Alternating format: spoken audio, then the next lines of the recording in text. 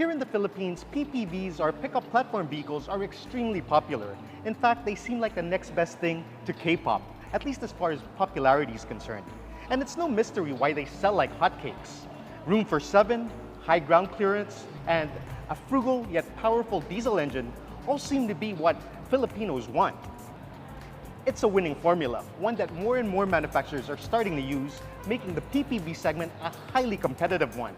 Today, we take a look at one of the latecomers to the PPV game. But could it be just fashionably late? Well, let's see. Join us as we unveil the highly anticipated refreshed Nissan Terra.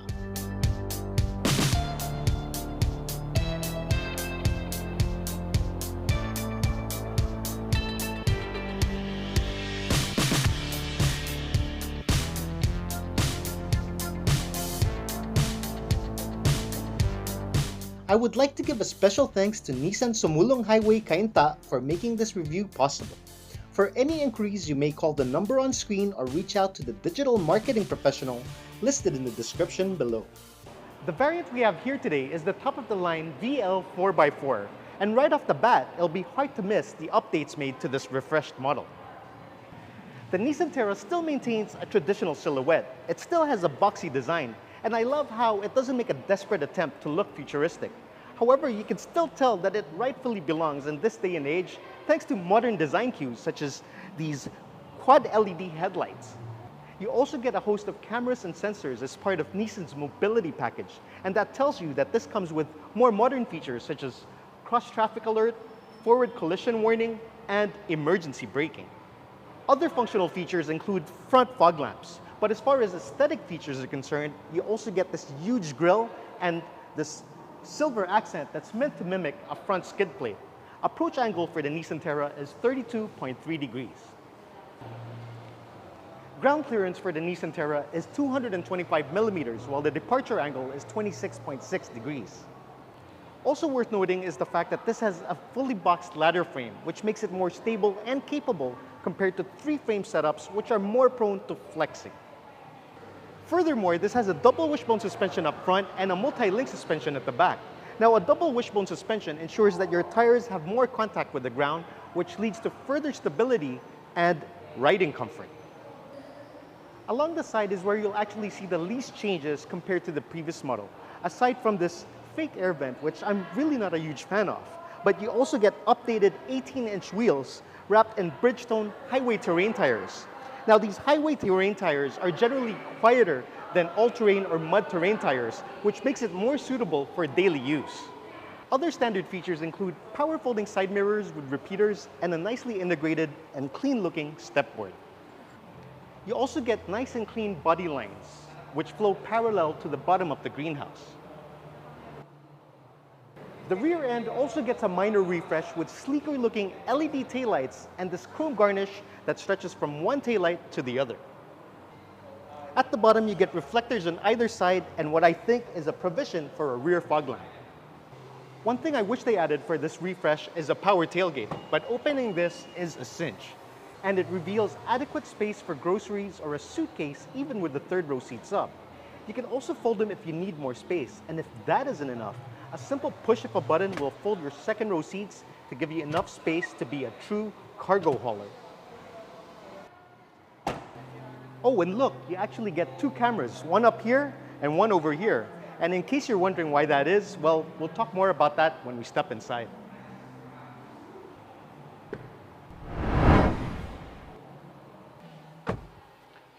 Okay, so if you've been in the previous Terra, one thing you'll immediately notice here is how they've updated the dashboard. So this no longer shares the same dashboard as the Navara, because you now get sleeker air vents, and you'll see that the center is padded with soft touch leather. So this interior definitely looks a bit more premium, but it still leans more towards the functional or durable side.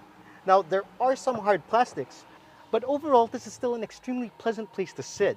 These seats are extremely comfortable and the leather feels really nice. This is what Nissan calls zero gravity seats, which helps you maintain a natural posture while sitting in them. Now, visually, they look kind of flat, and you may think that, there's an absence of bolstering, but overall, they are extremely comfortable. And they're also power adjustable, which makes finding your ideal driving position quite easy. Speaking of adjustability, the steering column only tilts and it does not telescope, but nonetheless you still have a nice commanding view of the road thanks to this low belt line and a dashboard that also sits rather low. Now, I'm sure you already know that this is a 7-seater, but what I love about this is that it has a theater-style seating configuration, which means that the rear seats are slightly elevated.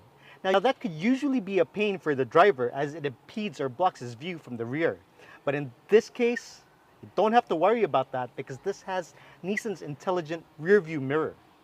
And remember those two cameras I showed you at the back? Well, that's what the other one's for. Because this rear view mirror can be a conventional rear view mirror, but it also gives you a view using the camera that's mounted at the rear windshield. Pretty neat. Now, this is a pretty big vehicle, but in terms of ergonomics, there really isn't anything you could ask for because everything is well within reach and the switchgear is all nice to the touch. I also like how everything has physical knobs and buttons, so you don't have to rely too much on a touchscreen. Now, moving on to the infotainment system, it is nicely integrated. And like I said, I love the fact that it has physical knobs and buttons. It also comes standard with Android Auto and wireless Apple CarPlay. But aside from that, you also get a Bose sound system, which is a treat for any audiophile. This also comes with an around view monitor. Now, the resolution isn't the best in class, but as far as functionality is concerned, it is really nice to have. Now, moving on to your instrument cluster, you get mostly analog gauges, but this also has a colored multi-information center, which gives you your typical information such as fuel range, fuel mileage, your trip meter, and all that usual stuff. But aside from that, this also has an off-road meter, a tire pressure monitoring system, and there are various ways you can configure it to display different bits of information. Now, in terms of storage and functionality, you get a tray here for your phone, which sits conveniently next to these USB ports and a 12-volt socket. You can also find another 12-volt socket underneath the center armrest. Now, we all know that this is a 4-wheel drive, but you can also shift on the fly simply by twisting this knob. This also comes standard with an electronic locking rear differential. Other nice features here include rear cross traffic alert, hill start assist, hill descent control, vehicle dynamic control, driver attention alert, high beam assist, and rain sensing wipers. This also has a total of 14 huge cup holders. That's 2 bottles per passenger. You also get dual zone climate control, which is extremely easy and intuitive to operate, plus illuminated vanity mirrors. Now, moving on to the back, there's obviously heaps of space here. As you can see, there's adequate leg and headroom. And there's also more than enough adjustability as you can move these seats forwards and backwards. And they also recline quite a fair bit for you to really get that comfortable riding position. Now, you also get a center armrest with cup holders, 2 charge ports, and more than enough air vents for each of the passengers. Now, what I really like about this is that the AC controls are over here, so you don't have to lean forward in order to adjust them. They are well within reach. But the real treat here is the fact that you get this 11-inch flip-down monitor, which will make any long drive a pleasant experience. And the fact that these seats are elevated means that the beltline for the rear passengers is even lower, which also means that they have a nice view of their surroundings, which makes it feel less claustrophobic back here, given the fact that this is a relatively dark interior. Now, sitting back here definitely won't feel like business class, but it also won't make you feel like you got the short end of the stick because you still get rear air vents. And it is doable. Sitting here is doable. I'm 5'8", I'm a little overweight, and I fit here just fine. Although I wouldn't recommend this for a long drive.